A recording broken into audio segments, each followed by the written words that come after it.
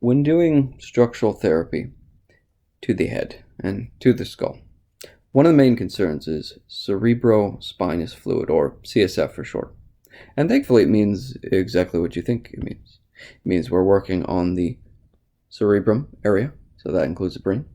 It goes through there into the spinal cord and spinal column, and it is in fact a fluid.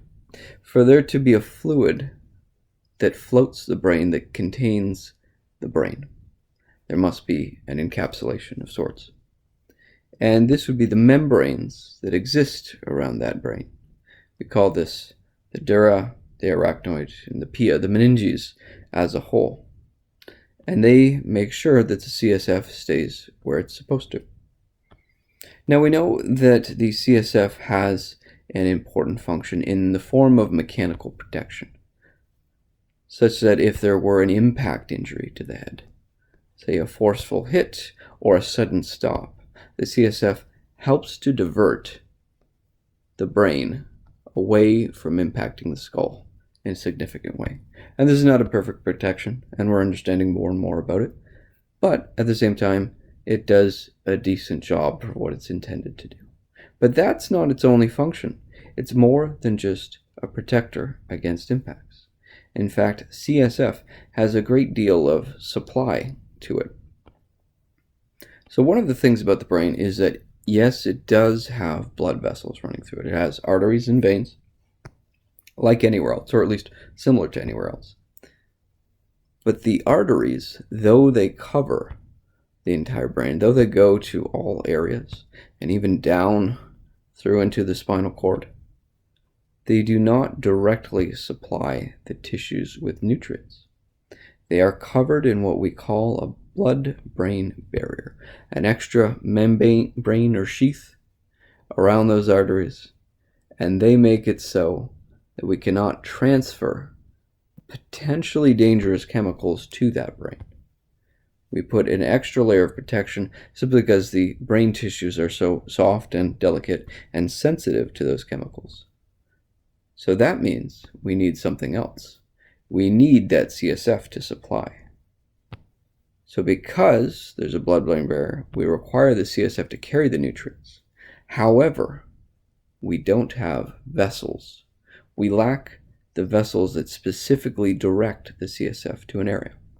So we need to use something else. The interesting thing about the CSF is it's actually produced inside the brain itself. There are openings really, called ventricles. And these ventricles have within them areas that produce this CSF. And they do so at a relatively steady rate. And they ensure that that CSF is constantly moving out, constantly coming out, and surrounding the brain, going down through the spinal cord and circulating. But they do so with a specific intention, to always be supplying faster than it is draining for periods of time. And what this does is actually it builds pressure. And that pressure ensures that that CSF gets circulated through the brain and to the tissues. It gets driven close to the tissues. The buildup, the accumulation of pressure is essential in this case. And it is in fact the alternation in pressure that is also essential. So another function of the CSF is to remove waste products. In the arteries we have supply, of course, anywhere else in the body. But the CSF has to take on that function at the same time, because it is giving the nutrients that will be used as fuel. It will be taking away the waste products of that fuel being used by the cells of the brain. So when we start to accumulate waste products, when we start to accumulate the normal things that any cell has produced, we need to take those waste products away and get rid of them. So at some point that pressurization has to drop off.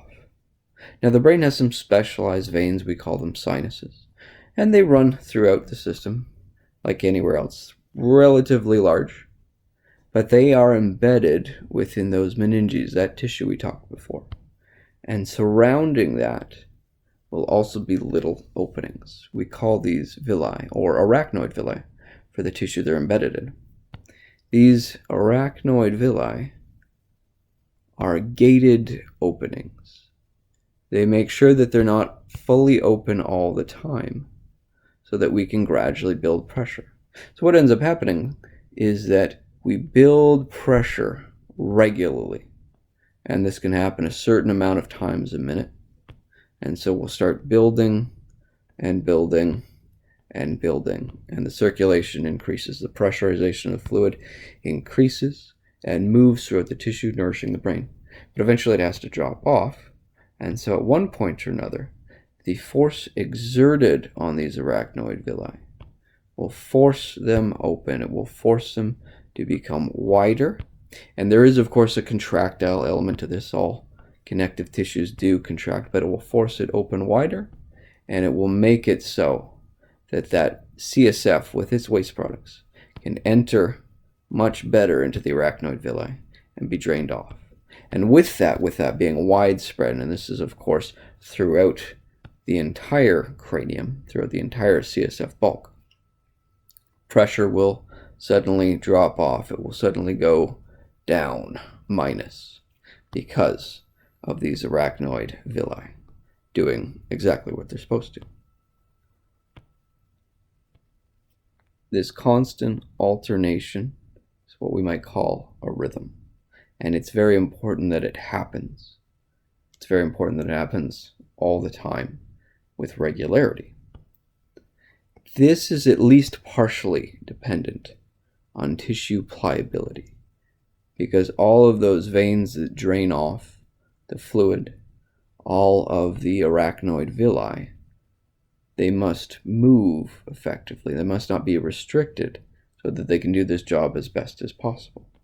And so this is why we often look to adjust the bones of the skull, because the bones of the skull actually have many of the same tissues invested in them that the veins, the dural venous sinuses, any of the tissues talked about, they are continuous the whole way through.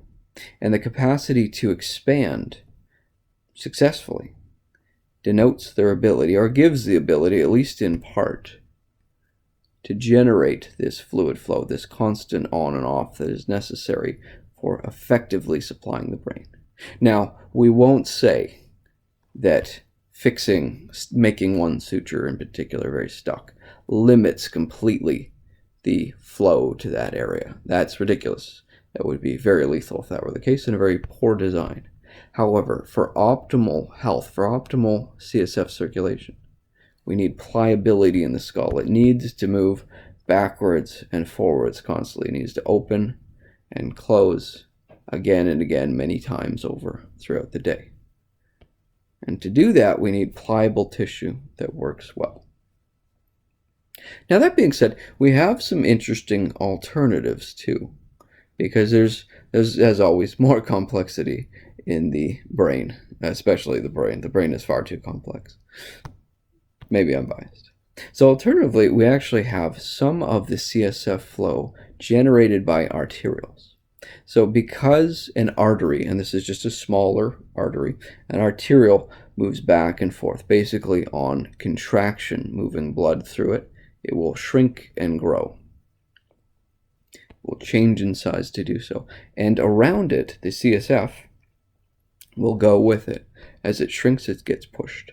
As it expands back to normal size after contraction, it will push again. It will create a suction effect. And this has actually been found to drive the CSF closer to the brain tissues, more locally. However, this is not as unique as you'd think, this kind of compounding architectural flow of fluids. And in fact, around most arterials, especially when we get into the distal limbs, you'll find that the veins of that area, unrelated to the brain, actually surround the arteries and utilize their contractions in an attempt to take care of some of the movement of blood through the veins, because they are a lower pressure system, minimal muscle, and containing valves. So this is not necessarily a unique function. We can see this elsewhere. At the same time, we use respiration to generate movement in the spinal CSF and back up and through the brain. So as we move, with breathing. As these ribs move up and down, we as well get spinal movement. So if the ribs are approximately here, as we bend forward in exhalation, we generate a change in pressure. As we go up into extension, lifting the ribs and generating lots of thoracic pressure here, we increase the pressure. And this tends to drive the CSF upwards or downwards. So these are important things to consider, because the whole unity of the body is the most important thing. The way it works together ensures that the health is optimal. And no one part is the most important. They're all important, but they all have to work together. This has been Elge from Simple Lines Anatomy.